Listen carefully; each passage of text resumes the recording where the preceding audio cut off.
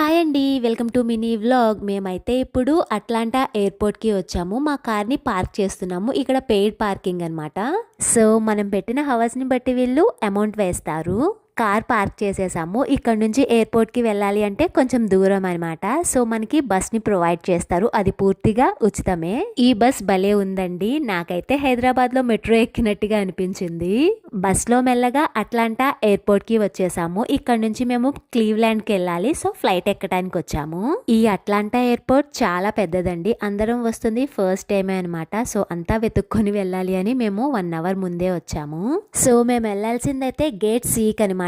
అది నడవాలంటే చాలా దూరము. ఇక్కడ ట్రైన్ వస్తుంది, ఎక్కేయటమే. అది మనకి ట్రైన్ అని కూడా తెలియదు. ఇలా డోర్స్ ఓపెన్ అవుతాయి, మనం ఎక్కితే అది ట్రైన్ అని అప్పుడు తెలుస్తుంది. ఇంకా ట్రైన్ మ్యాటర్ తెలిసిందే కదండి. మన మెట్రో లాగే చాలా ఫాస్ట్గా వచ్చేస్తాము. సో, మేమైతే గేట్ సి దగ్గరికి రయ్యమని వచ్చేసాము. ఫైనల్లీ క్లీవ్లాండ్కి ఫ్లైట్ ఎక్కేసాము. ఫ్లైట్ జర్నీ అంటే ఇష్టం ఉన్న వాళ్ళకి ఎంత దూరం ప్రయాణం చేసినా భలే సరదాగా అనిపిస్తుంది. కాకపోతే నాకు ఫ్లైట్ జర్నీ అంటే సరిగ్గా పడదండి.